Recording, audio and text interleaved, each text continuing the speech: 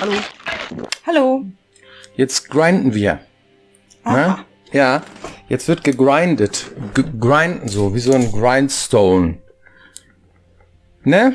Mhm. Ja, was ist denn Grindstone? Was ist ein Grinden überhaupt? Schleifen, Schleifstein. Ein Grindstone ist ein Schleifstein. Das heißt, du schleifst und grindest deinen Charakter. Ne? Mhm. Findest du das blöd? Nee, ich mache das eigentlich sogar sehr gerne. Okay. Also am liebsten mag ich Exploren, aber Grinden mache ich auch gerne. Okay. Das liegt nämlich sehr dicht beieinander. Ja. Mhm. Was? Exploren und Grinden ist das gleiche? Nee, nicht das gleiche. Aber artverwandt. Schon. Okay. Wieso? Weil Exploren ist ja erkunden. Und in der Regel, wenn wir alles richtig gemacht haben, dann findet man halt auch jede Menge Kram, mit dem man sich anschließend verbessern kann. Ah, das ist schön. Mhm. Ja. Und das mache ich sehr gern. Also durch die Gegend laufen, die Augen aufhalten, irgendwelchen Loot sammeln. Ich frage mich nur, was es mit Grinden zu tun hat. Warum nennt man das Grinden? Weil man schleift seinen Charakter, ne? Mhm. Das heißt, das ist so wie der rohe Fels abschleifen oder sowas, ne? Also oder wie muss man sich das vorstellen? Das heißt, man entwickelt seinen Charakter immer weiter, ne? So. Und es gibt ja so Grind-Spiele, ne? So, wo man dann seinen Charakter grindet immer, so, ne? Sowas wie Diablo zum Beispiel. Da geht's im Wesentlichen um viele Dinge, aber vor allem um Grinden. Ne? Das heißt, bei Diablo geht's so, da hast du halt Charakter und der fängt sehr schwach an. Dann kommen halt Monster, die musst du irgendwie platt kriegen und dann wirst du immer besser, wie du schon gesagt hast. Ne? Und das ist halt so ein Ding, ein Gameplay, was sehr populär ist auch. Ne? Weil immer besser werden ist immer cool, oder? Schon. Es gibt halt unterschiedliche Methoden, unterschiedliches Tempo, ne? Wie man da hinkommt. Und je nachdem, wie es gemacht ist, macht es mal mehr und mal weniger Spaß. Und ein bisschen davon ist sogar Geschmackssache, würde ich sagen. Mhm. Ja, Spaß ist ja Geschmackssache, oder? Boah, das haust aber einen raus. Spaß ist Geschmackssache. Ja, sagen wir mal, es gibt da schon Tendenzen. Spielertyp Grinder. Also es gibt ja diese 4 typischen Spielertypen: Explorer, Achiever, Killer und der Socializer. Was ist denn der Grinder? Wo muss man den einordnen? Ich persönlich hätte jetzt gesagt, zwischen dem Achiever und dem Explorer. Ja, das stimmt. Ne? Man könnte auch eine eigene Kategorie dafür aufmachen, aber das wird dem nicht gerecht. Deswegen, das stimmt. Das mit dem Exploren ist vollkommen korrekt. Das hat damit zu tun. Ne? Rumlaufen, Sachen finden, sich verbessern. Es gab bei Fable oder Skyrim mal dieses Feature, dass du zum Beispiel ein besonders guter Schmied wirst, wenn du viel schmiedest. Ja. Na? Das hatte dann zur Folge, dass du im Gameplay dich dahingestellt hast und hast geschmiedet. Und irgendwann wurde es dann besser. Aber bei Fable, ne? Mhm. Mhm. Und das kann man machen. Ja. Das ist so ein Geschicklichkeitsminispiel irgendwie. Irgendwann hat man das drauf, ne? Man drückt immer im richtigen Moment auf den grünen Button oder so. So war es jetzt bei Fable gemacht, ja. Genau.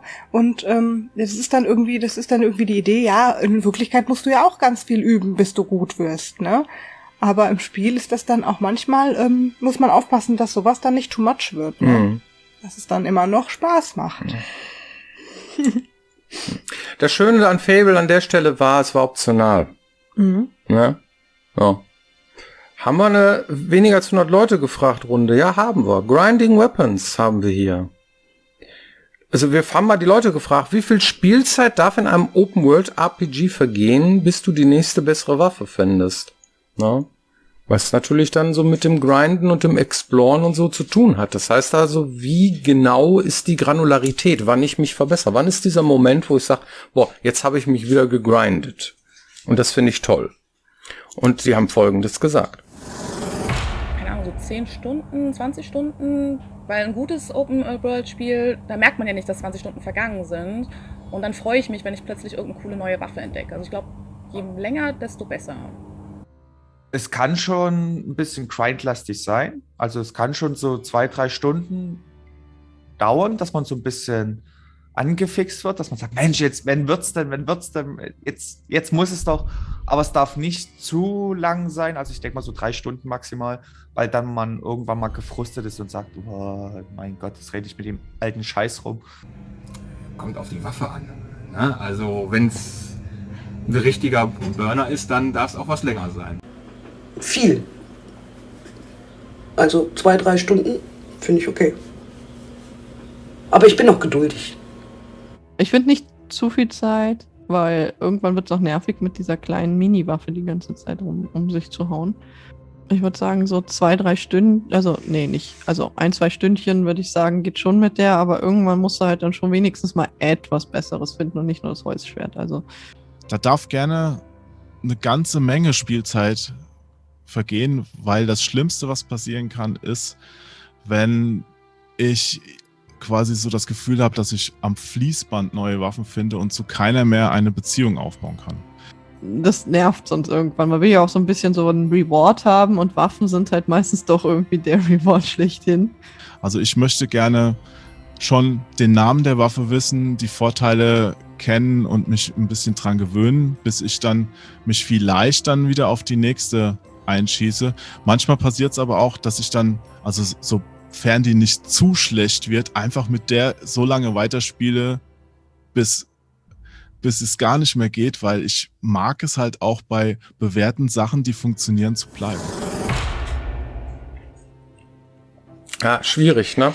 Das ist so abstrakt, die Frage ist sehr abstrakt, so, weil da kriegt man Antworten, stimmt immer alles irgendwie, aber es ist halt irgendwie so, was ist denn jetzt, also es ist auch artverwandt mit Pacing, wann finde ich die nächste coole Waffe, ne? Wann ist der nächste coole Dialog, wann habe ich die coole nächste Cutscene, wann finde ich das nächste Common-Item, was ich dann einfach fresse, um mich zu heilen, weil ich brauche ja auch nicht nur Adam, sondern auch Eve und so, ne? Also das ist halt schon ein bisschen...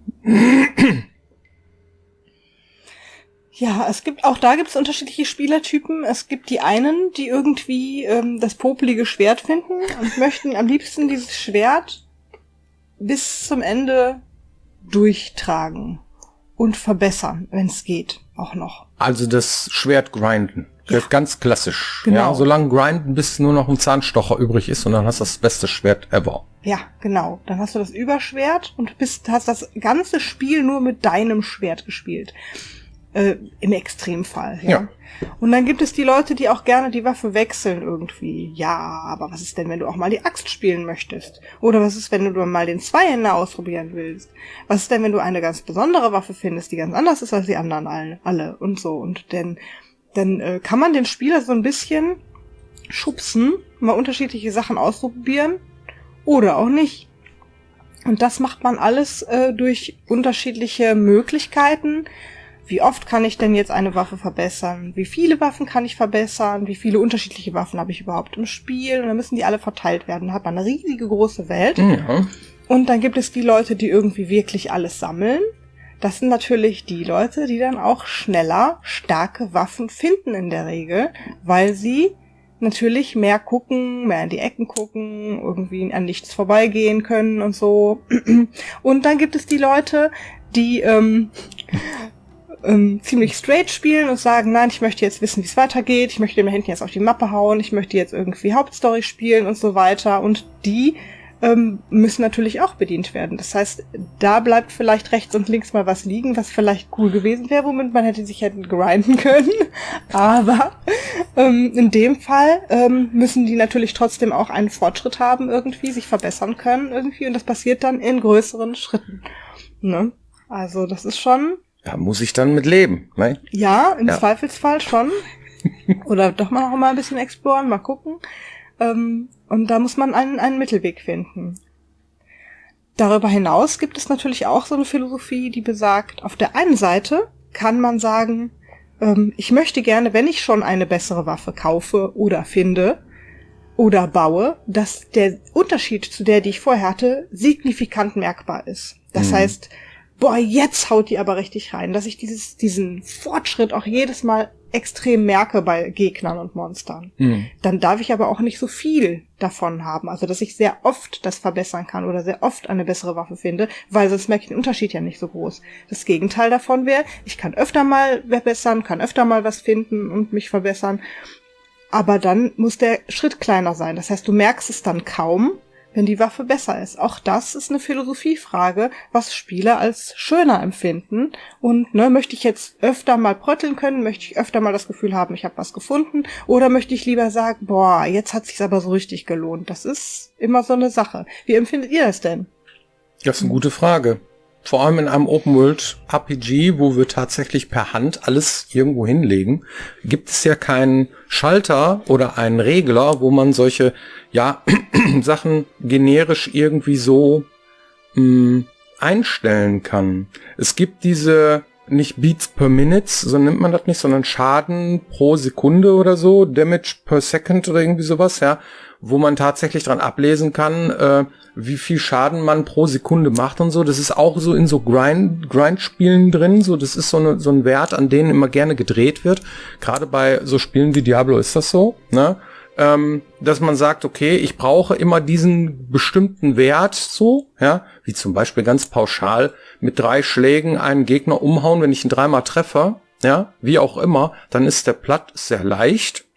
Wenn ich ihn 10-mal treffen muss, dann ist das schwer. So. Ne? So, weil muss ja auch rumtänzeln und hin und her und jedes Mal, wenn ich ihn treffe, dann vergeht eine gewisse Zeit. Es gibt schnelle Kampfspiele, es gibt langsame oder halt wie bei Diablo, das ist dann ultra schnell, dann klicken, schlagen, so, ja, diese Triggerfingernummer und so weiter. Und ja, und dann brauchst du mal die passende Waffe dafür. Ist es denn das, was wir machen? Ist dann die interessante Frage. Denken wir so, wir Piranhas? Weil wir haben die Sachen per Hand hingelegt. Wir können nicht sagen, so, wir drehen jetzt an einem Regler und dann kommen dann weniger Dinger. Oder so. Ja, das heißt, wie ist das Pacing? Wie greift das in dieses mit dem Grinden von dem Charakter damit rein? Naja, wir machen das so. Wir bauen erst die Welt, dann verteilen wir die Items, dann gucken wir uns an, ob das Spaß macht oder nicht und dann skalieren wir gewisse Werte irgendwie da dran. Und dann merken wir, während wir spielen, vor allem auch selber spielen, ja, oder auch Feedback bekommen aus der QA oder sonst irgendwie sowas, oh, da ist aber irgendwo ein Loch drin. Ist uns auch schon öfter passiert, dass wir solche Sachen released haben und so weiter, weil es sehr, sehr eine filigrane Geschichte ist, ja. Deswegen, das schützt, also das sind immer so schlaue Sachen, die wir hier sagen, so, ne. Manchmal rennt man als Entwickler auch in so komische Fallen rein, da fühlt man sich sicher an einer Stelle. Und gerade diese Grinden-Nummer ist schon so eine Sache, die ist wie so ein Uhrwerk. Wenn du irgendwo was falsch machst, ein bisschen anders verteilt, dann hast du schon wieder irgendwo manipuliert oder vielleicht sogar kaputt gemacht. Ja? Und dann ist es so wie bei einem großen Becken von einem also ein Aquarium, ja, großes Aquarium kippt nicht so schnell wie ein kleines Aquarium. So, ja. Das heißt, also, je größer das Spiel ist, desto mehr verzeiht dir das, ja, wenn du irgendwelche Sachen machst und so weiter. Und wir sind ein großes Aquarium und das ist auch gut so, dass das so ist. Weil wenn wir sehr viel kleiner werden, dann müssten wir mehr darauf achten, auf solche Sachen und dann müssten wir halt irgendwo schon so ein bisschen mehr uns verbiegen, was das Storytelling angeht und das Exploren und so. Und komm, jetzt machst du mal hier ein bisschen und da ein bisschen. Uns ist das Pacing wichtiger an der Stelle. Nicht wichtiger als das Balancing, nicht falsch verstehen oder so, aber das ist nicht das Zünglein an der Waage. Das heißt, dieses Grinden und dieses Balancing oder so bestimmt nicht unser Spiel oder unser Pacing, sondern eher umgekehrt. Wir passen diese Effekte und dieses Grinden und dieses Tuning und Skill-Gedöns passen wir an die Gegebenheiten. Das machen wir immer so, ja. Da werden wir auch oft gefragt, womit fangt ihr denn an? Wir fangen immer an mit der Welt, danach kommen dann die Geschichte, die Charaktere und das alles, das irgendwie, und dann versuchen wir irgendwie dieses mit dem, ich möchte gerne besser werden und so weiter, dann da irgendwie rein zu weben, so, ne? Und das ist halt, wie wir es machen. So, ja. Liegt auch daran, dass das so kompliziert ist, weil so viele unterschiedliche Dinge das beeinflussen, ne? Also wenn er jetzt erklärt, ich kann zum Beispiel entscheiden, wie oft ich mit einer bestimmten Waffe einen bestimmten Gegner treffen muss, bis der platt ist, dann habe ich unwahrscheinlich viele unterschiedliche Gegner, die das beeinflussen, unwahrscheinlich unterschiedliche Waffen, die das beeinflussen, die ich dann auch noch selber ständig beeinflussen kann. Und dann wird das super unterschiedlich. Ne? Wie oft darf ich denn jetzt schlagen, bis er dann platt ist? Und andersrum geht's natürlich auch. Wie stellen wir denn die Gegner ein? Wie oft dürfen die mich denn treffen, bis ich platt bin? Wenn wir irgendwann ziemlich früh irgendwie an so einen fetten Troll kommt irgendwie, dann darf der mich gar nicht treffen. Also wenn er mich einmal trifft, bin ich platt. Ja. Ne? Und Und wenn man irgendwie so eine Ratte trifft, die darf mich auch am Anfang schon mal beißen und dann bin ich nicht direkt tot irgendwie, sonst wäre es ja auch irgendwie blöd. Und je nachdem, wo ich mich dann in meiner Laufbahn befinde und was ich gegrindet habe und was ich gefunden habe, meine Rüstungswerte beeinflussen das, meine Waffen beeinflussen das und so weiter, ist das Spielerlebnis und das Kampferlebnis dann unterschiedlich und muss für jeden Spieler irgendwie trotzdem noch innerhalb einer bestimmten Skala funktionieren. Und das muss man dann wirklich ausgiebig testen, mit unterschiedlichen Spielertypen, zu unterschiedlichen Zeiten und muss dann halt gucken, dann kommt auch noch hinzu, okay, jetzt habe ich den Gegner eingestellt, der funktioniert jetzt, Kampf macht Spaß, alles klar, aber was ist denn, wenn auf einmal 3 von den Viechern da ankommen? Ne? Dann ist es auf einmal wieder total unausgegoren irgendwie, weil die dann wieder zu stark sind, wenn es 3 sind. Und dann muss man halt gucken, wie kann man das beeinflussen. Dann hat man auch noch irgendwie so einen Party-Member, der auch noch Schaden macht. Und so weiter und so fort. Also ihr seht, das ist nicht ganz trivial. Und am Ende bestimmt tatsächlich immer der Spielspaß. Ja. Schwieriges Thema. Ja. Ja. Hat immer alles miteinander zu tun. Und gerade dieses, ich möchte gerne besser werden, ich möchte das Gefühl haben, ich grinde mich, ich mache meine Waffen besser und so weiter. Ne? Und dieses Gefühl, was man dann erzeugt, so, oh, ich habe wieder was geschafft, kann auch in kleinen Schritten passieren oder in großen Schritten passieren.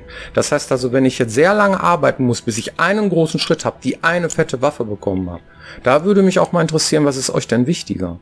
Kleine Erfolge zu erzielen über die ganze Spielzeit hin, dass ich auch irgendwie immer Spaß habe, so ständig auch irgendwie. Ich habe 2 Stunden am Abend Zeit, so, da möchte ich auch gerne in diesen 2 Stunden dann die nächste Waffe finden, weil ich sonst irgendwie nicht das Gefühl habe, ich habe was geschafft. Ist euch das wichtiger? Oder ist euch wichtiger, tatsächlich irgendwie auch mal 10 Stunden zu spielen und irgendwie mich da abzumühen, bis ich das nächste, aber dann merkliche Ding fühle? Das würde uns mal interessieren. Ja, wir haben da so eine Vermutung, aber wir sind uns nicht sicher. Hast du eine Community-Frage?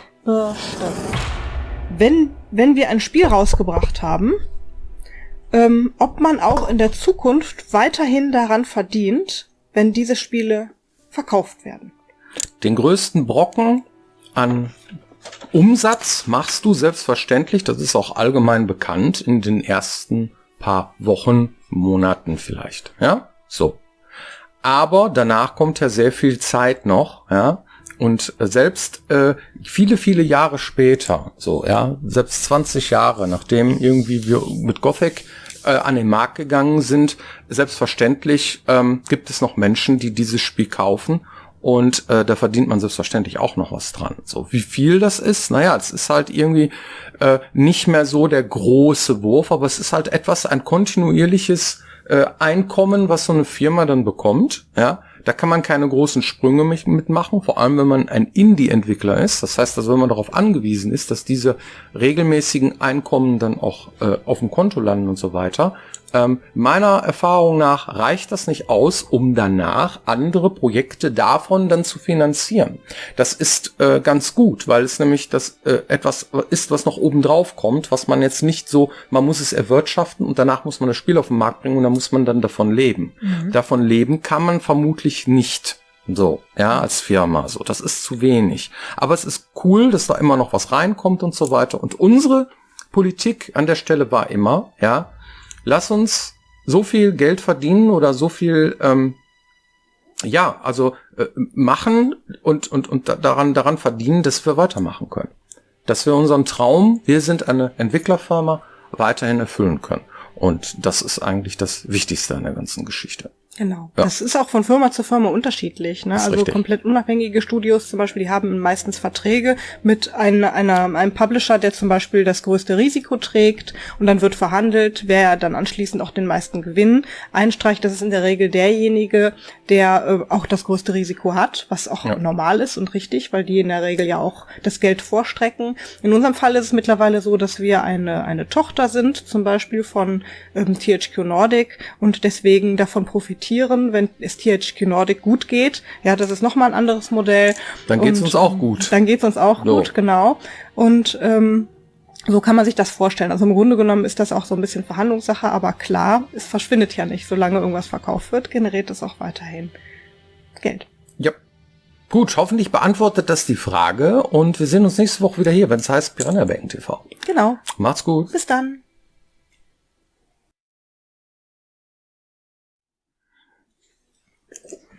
Ja, das liebe Geld, ne?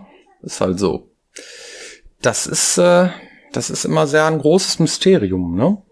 Immer schwierig zu erklären, vor allem wenn man so große Summen hat. Man muss immer dazu sagen, so eine Firma hat manchmal sogar mehrere 100.000 Euro im Monat an Burnrate, ne?